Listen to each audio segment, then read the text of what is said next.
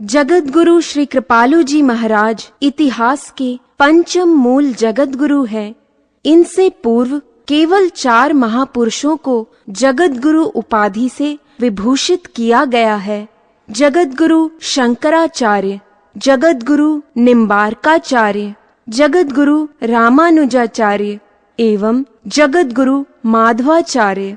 जगतगुरु श्री कृपालु जी महाराज की विशेष प्रतिभा संपन्न एवं वरिष्ठ प्रचारिका साध्वी ब्रज चकोरी जी ने संस्कृत में MA किया।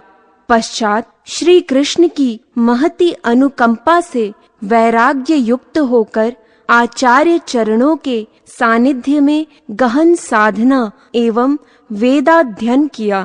पिछले 3 दशकों में भारत के विभिन्न प्रांतों में विशुद्ध सनातन धर्म का प्रचार कर रहे हैं।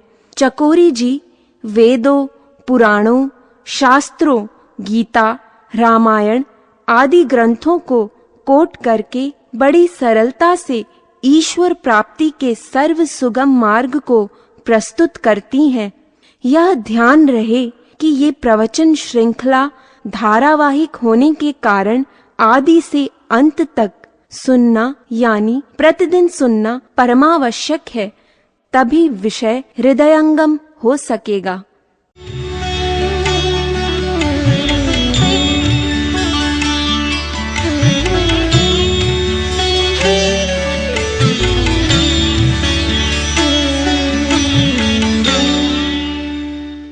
माम मने मेरी, मेरी मने ब्रह्म की। जीव ही ब्रह्म है तो तू ही ब्रह्म है। अर्जुन, चूंकि प्रत्येक जीव ही ब्रह्म है तो तू भी ब्रह्म है। तो माम मने मेरी और मेरी मने ब्रह्म की, और चूंकि प्रत्येक जीव ही ब्रह्म है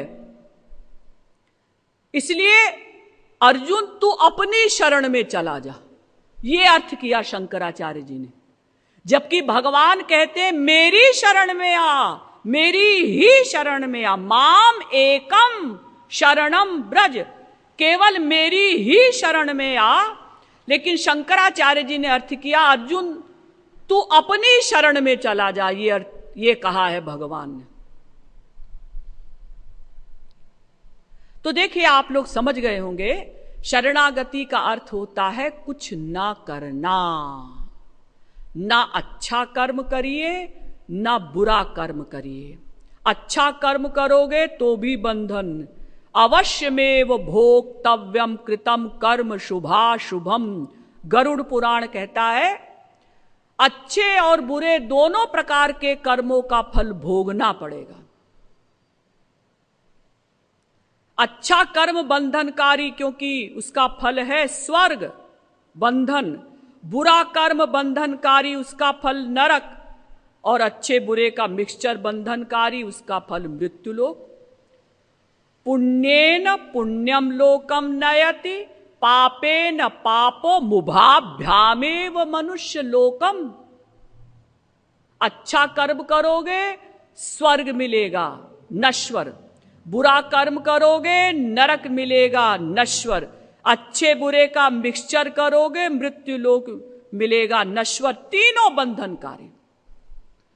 इसलिए शरणागति का अर्थ हुआ गीता के अनुसार भी कि कुछ ना करने का नाम शरणागति। ना अच्छा कर्म करो ना बुरा कर्म करो, बस भगवान की ही शरण में चले जाओ। जैसे आप संसार में देखते हैं ना, एक देश की मिलिट्री दूसरे देश की मिलिट्री के सामने सरेंडर कर देती है, मतलब वो कुछ नहीं करती। जैसे कोई डकैत किसी को रिवॉल्वर दिखाता है ना, तो दूसरा व्यक्ति सरेंडर कर देता है। डकैत ने कहा हाथ ऊपर करो, ऊपर कर दिया। हाथ नीचे करो, नीचे कर दिया। हाथ ऐसे सीधे करो, सीधा कर दिया। यानी कंप्लीट सरेंडर। कुछ अपनी बुद्धि का प्रयोग न करना, शरणागत हो जाना। ऐसे समझिए आप लोग, जैसे तुरंत का पैदा हुआ बच्चा होता है ना, कुछ नहीं करता।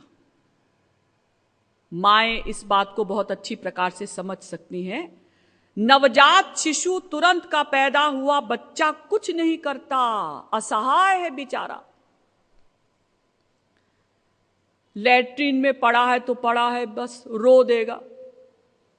सारी रात मान लो पेशाब में पड़ा है, मां को गहरी नींद आ गई तो पड़ा है, कुछ नहीं कर सकता। भूख लगी है, कुछ नहीं कर सकता, बोल भी नहीं सकता मां मुझे दूध दे दो। तो तुरंत का पैदा हुआ बच्चा कुछ नहीं करता, तो मां सब कुछ करती है, ध्यान रखती है बच्चे को क्या चाहिए, क्या कष्ट है। और जब बच्चा बड़ा होने लगता है, कुछ कुछ सीखने लगता है, तो मां कुछ कुछ करना कम कर देती है। और जब बच्चा बड़ा हो जाता है 18-20 साल का, तो फिर मां कुछ नहीं करती, निश्चिंत हो जाती है। अपने आप नहाएगा, अपने आप धोएगा, अपने आप कॉलेज जाएगा। और अगर कॉलेज से लौटने में देर भी हो जाती है और बाप आकर पूछता है कि दिनेश अभी तक कॉलेज से आया नहीं, तो मां कहती है अजी आवारा हो गया है, दोस्तों के साथ कहीं घूम रहा होगा। लेकिन यही दिनेश जब 5-6 वर्ष का था, प्राइमरी कक्षा में पढ़ता था, और एक दिन स्कूल से लौटने में थोड़ी सी देर हो गई थी, तो माँ बाप दोनों भाग पड़े थे, कहीं एक्सीडेंट ना हो गया हो। तो जब बच्चा कुछ नहीं करता तो मां सब कुछ करती है। जब बच्चा कुछ कुछ करने लगता है तो मां कुछ कुछ करना कम कर देती है। और जब बच्चा बड़ा हो जाता है, सब कुछ करने लगता है, तो फिर मां कुछ नहीं करती, निश्चिंत हो जाती है। इसी प्रकार से जब तक हम लोग कर्तापन का अहंकार रखते हैं, कर्तृत्वाभिमान रखते हैं, तब तक भगवान कुछ नहीं करते, यानी कृपा नहीं करते, केवल न्याय करते हैं। हमारे हृदय में बैठकर हमारे आइडियाज नोट करके उनका कर्मों का फल देते हैं। एको देवः सर्वभूतेषु गूढ़ः सर्वव्यापी सर्वभूतांतरात्मा कर्माध्यक्षः सर्वलोकाधिवासः साक्षी चेता केवलो निर्गुणश्च। गीत श्वेताश्वतरोपनिषद 6वें अध्याय का 11वां मंत्र। यानी भगवान प्रत्येक जीव के अंतःकरण में बैठकर उनके आइडियाज नोट करते हैं और फिर उसके अनुसार फल देते हैं।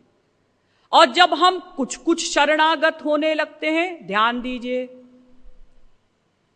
जब हम भगवान के कुछ कुछ शरणागत होने लगते हैं तो भगवान की कुछ कुछ कृपा हमारे ऊपर होने लगती है। और जब हम कंप्लीट सरेंडर कर देते हैं, मामेकम शरणम ब्रज हो जाते हैं, तो फिर भगवान का वो वाला कानून कृपा का आ जाता है, अहम त्वाम सर्व पापेभ्यो मोक्षयिष्यामि मां शुचः। गीता के 18वें अध्याय का 66वां श्लोक। मैं तेरे सब पापों का ठेका ले लूंगा। अनन्याश्चिन्तयन्तो माम ये जनाः पर्युपासते, तो कृपा आई, तेषाम नित्याभियुक्तानाम योगक्षेमम वहाम्यहम्। गीता के 9वें अध्याय का 22वां श्लोक। जो अनन्य भाव से मेरी शरण में रहते हैं तो उनका मैं योगक्षेम वहन करता हूं।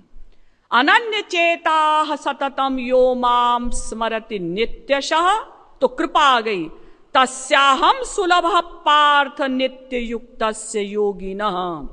गीता के 8वें अध्याय का 14वां श्लोक।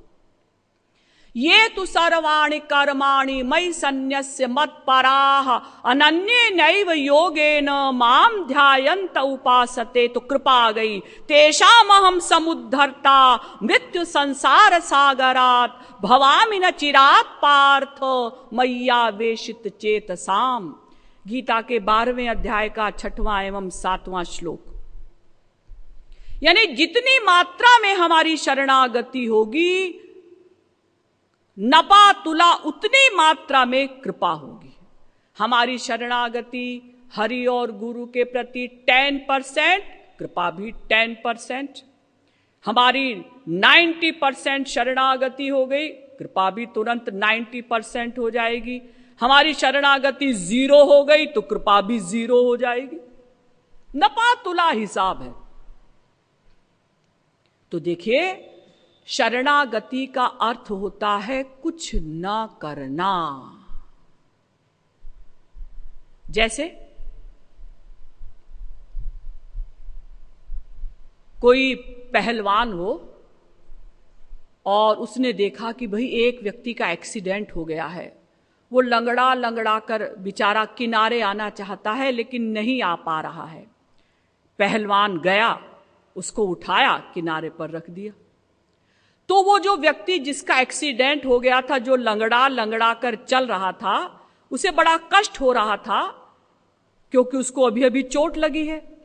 जब उसने देखा कि पहलवान मेरी हेल्प करने आ रहा है, तो जो थोड़ा बहुत चल रहा था वो चलना भी उसने छोड़ दिया, बैठ गया। अपने आप पहलवान मुझे उठा कर ले जाएगा। तो कुछ ना करने का नाम शरणागति। और अगर कुछ भी किया, शरणागति में 1% भी गड़बड़ हुई तो कृपा नहीं होगी। यदा ये वैश एतस्मिन्नु धर्मंतरम कुरुते अथ तस्य भयम भवति।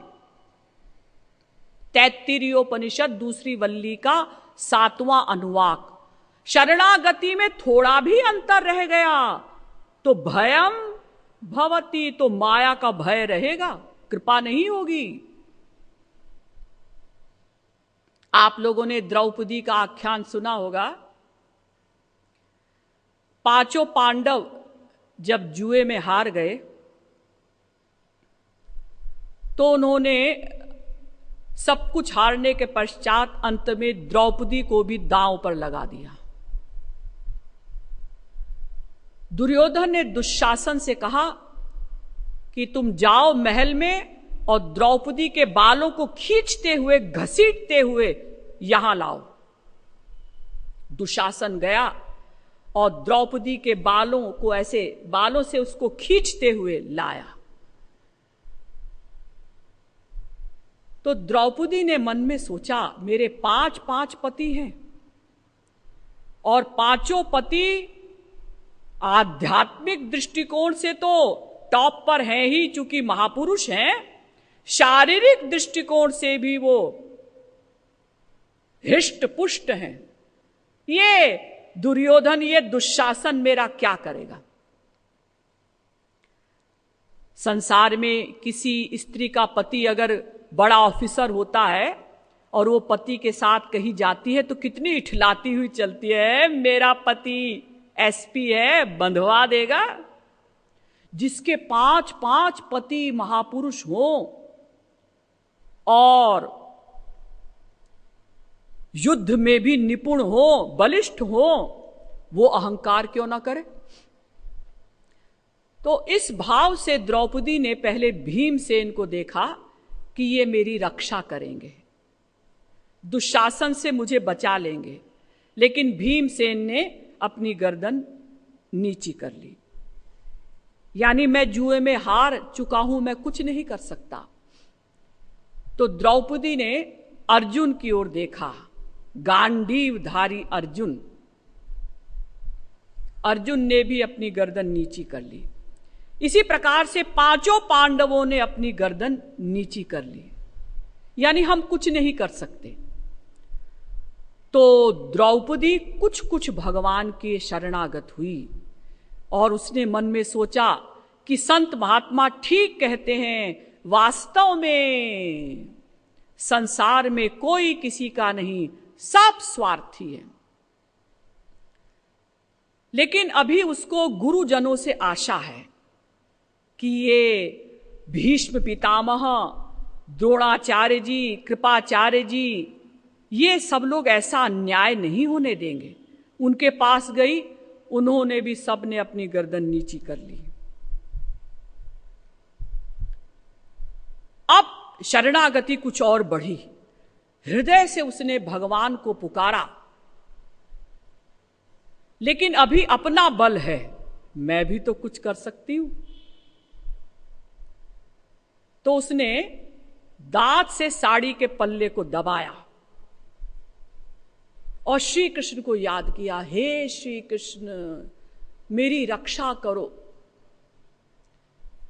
लेकिन दांतों का अहंकार है, अभी अपना बल है। तो जब दांत से पल्ला दबाया, दुशासन ने चीर खींचा तो साड़ी दांत से खिसकी, निकली नहीं अभी। लेकिन द्रौपदी समझ गई कि मेरा बल भी काम नहीं करेगा।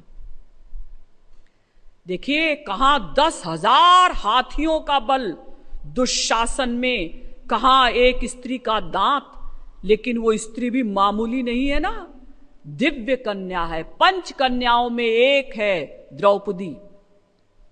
अहिल्या, तारा, मंदोदरी, द्रौपदी, कुंती, ये 5 पंच कन्याएं मानी जाती हैं, दिव्य कन्याएं। इनके पास विशेष बल।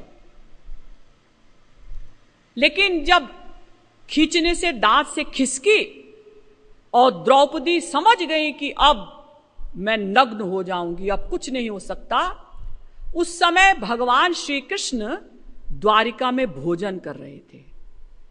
एक गस्सा भगवान के मुंह में था, उसको चबा रहे थे, और दूसरे गस्से को मुंह की ओर ले जा रहे थे। जिस समय द्रौपदी ने दांत से साड़ी को दबाया, अभी कंप्लीट सरेंडर नहीं हुआ है, दांतों का बल है, लेकिन 90% शरणागति हो चुकी है। तो भगवान मुंह में जो गस्सा था उसको चबाना बंद कर दिया, ना तो निगल सके ना उगल सके। और जो हाथ मुंह की ओर जा रहा था वो ना तो गस्सा मुंह में डाला ना ही उसको थाली में डाला, वो ऐसा पोज बन गया। तो रुक्मिणी जी ने कहा, महाराज क्या बात हो गई, ये आपने अचानक खाना बंद कर दिया है और आप ये ऐसा पोज बनाकर बैठ गए हैं, क्या भोजन में कोई कंकड़ पत्थर आ गया है, कोई बाल आ गया है, क्या बात है? नहीं रुक्मिणी, मेरे भक्त के ऊपर विपत्ति आ पड़ी है, तो जाकर बचाइए। आप क्या पोज बनाकर बैठ गए हैं? नहीं रुक्मिणी, मैं उसको नहीं बचा सकता। क्यों महाराज, क्या आपकी सारी शक्तियां नष्ट हो गई हैं? नहीं नहीं, ऐसा नहीं है, लेकिन अभी उसे अपने दांतों का बल है, और मेरा कानून है, अनन्यास चिंतयन्तो माम ये जनाः पर्युपासते तेषां नित्याभियुक्तानां योगक्षेमं वहाम्यहम्। जो अनन्य भाव से मेरी ही शरण में रहते हैं, उन्हीं का मैं योगक्षेम वहन करता हूं। गीता के 9वें अध्याय का 22वां श्लोक। तो अभी उसे दांतों का बल है, और जैसे ही दूसरी बार झटका दिया और द्रौपदी समझ गई कि अब दांत से साड़ी बाहर आ जाएगी, तो कंप्लीट सरेंडर कर दिया उन्होंने। हा नाथ द्वारिकावासिन कृष्ण गोपी जनप्रिय, और तुरंत अंबरावतार हो गया। भगवान अंबर बनकर और द्रौपदी के शरीर में लिपटते चले गए। अब भगवान की तो हर चीज अनंत है। अब दुशासन, जिसमें 10,000 हाथियों का बल था, वो साड़ी खींचते खींचते खींचते खींचते उसको चक्कर आने लगा, लेकिन साड़ियों का एंड नहीं हुआ। तो ये कब हुआ अंबरावतार? जब द्रौपदी ने कंप्लीट सरेंडर कर दिया। तब ये घटना जब घट गई, उसके कुछ दिन पश्चात एक बार भगवान श्री कृष्ण पांडवों के पास आए, तो द्रौपदी ने एकांत में, वो भगवान श्री कृष्ण को सखा मानती थी ना, कहा कि हे सखे, मैं तो आपको बहुत देर से पुकार रही थी, हे श्री कृष्ण मुझे बचाओ, हे श्री कृष्ण मेरी रक्षा करो, तो आप इतनी देर से क्यों आए? भगवान ने कहा, भाई इसमें तो तुम्हारा दोष है, मेरा दोष है? मैं तो लगातार आपको बुला रही थी, हे श्री कृष्ण मेरी रक्षा करो। हां, बुला तो रही थी, लेकिन तुमने ऐसा क्यों कहा, हा नाथ द्वारिका वासिन, हे द्वारिका में रहने वाले श्री कृष्ण मेरी रक्षा करो। तो मैं तो वहां भी था जहां ये घटना घट रही थी, मैं तो सर्वव्यापक हूं, सब जगह रहता हूं। तो चूंकि तुमने कहा कि हे द्वारिका में रहने वाले श्री कृष्ण, तो तुम्हारे वचन को सत्य सिद्ध करने के लिए मुझे द्वारिका जाना पड़ा। पहले मैं द्वारिका गया, फिर लौट कर आया, इसलिए मुझे कुछ टाइम लग गया। ये हंसी में भगवान ने कहा, लेकिन फैक्ट क्या था? फैक्ट यही था कि जब कंप्लीट सरेंडर हुआ द्रौपदी का, तब अंबरावतार हुआ। यदि हम पूर्ण शरणागत हो जाएं, और शरणागति का अर्थ मैंने बताया, कुछ ना करना, अच्छा काम भी मत करिए, बुरा काम भी मत करिए, बस भगवान को ही अपना मान लेना, उन्हीं के शरण में चले जाना, वो ही हमारे हैं, वो ही हमारे हैं, उन्हीं के भरोसे रहना। शरीर के तो काम करने पड़ेंगे, नौकरी भी करनी पड़ेगी, बिजनेस भी करना पड़ेगा, लेकिन उन्हीं को अपना मान लेना, गुरु की बुद्धि में बुद्धि जोड़ देना, इसका नाम शरणागति, यानी गुरु आज्ञानुसार अपनी बुद्धि को चलाना। अपनी उल्टी बुद्धि हरि और गुरु के कार्यों में न लगाना, हरि और गुरु के कभी भी विपरीत न सोचना, इसी का नाम शरणागति। तो शरणागति को हम सीधी भाषा में ये कह सकते हैं, कुछ ना करने का नाम शरणागति। क्योंकि देखिए, किसी भी कर्म का कर्ता केवल मन ही है। कर्म का कर्ता कौन? हमारा मन।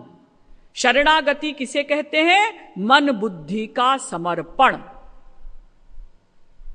हरि और गुरु के चरणों में मन बुद्धि का समर्पण कर देना। तो जब हमने मन बुद्धि का समर्पण कर दिया तो हम हो गए अकर्ता, क्योंकि कर्म का कर्ता तो मन है, और मन का हमने समर्पण कर दिया गुरु के चरणों में या भगवान के चरणों में, तो हम हो गए अकर्ता। अब भगवान हो जाएंगे कर्ता। किसके? जो कंप्लीट सरेंडर कर देता है उसके। इसीलिए तो गीता में भगवान ने कहा ना, मय्येव मन आधत्स्व मयि बुद्धि निवेशय। शरणागति माने गीता के 12वें अध्याय का 8वां श्लोक, मन भी मुझको दे दो, बुद्धि भी मुझको दे दो, इसी का नाम शरणागति।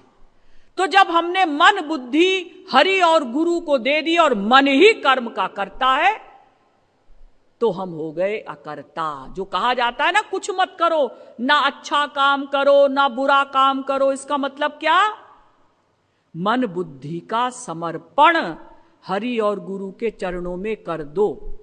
इसका मतलब गुरु की बुद्धि में अपनी बुद्धि जोड़ो, जैसा गुरु कहे वैसा करो। बुद्धि तो लगानी पड़ेगी, बिना बुद्धि लगाए तो संसार का भी कोई काम नहीं होगा। लेकिन ईश्वरीय राज्य में गुरु की बुद्धि में अपनी बुद्धि जोड़कर उनकी आज्ञानुसार अपनी बुद्धि को चलाओ, इसी का नाम शरणागति। तो इसको हम कहते हैं कुछ ना करने का नाम शरणागति।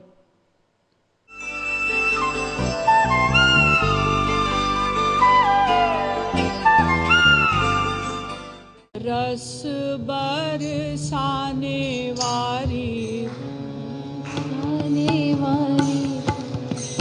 रस बरसाने वाली प्यारी बरसाने वाली रस बरसाने वाली बरसाने वाली प्यारी रस बरसाने वाली बरसाने वाली प्यारी मेरी प्यारी प्यारी प्यारी बरसाने वाली प्यारी मेरी प्यारी प्यारी प्यारी बरसाने वाली प्यारी मेरी प्यारी प्यारी प्यारी बरसाने वाली प्यारी मेरी प्यारी प्यारी प्यारी बरसाने वाली प्यारी रस बरसाने वाली बरसाने वाली प्यारी रस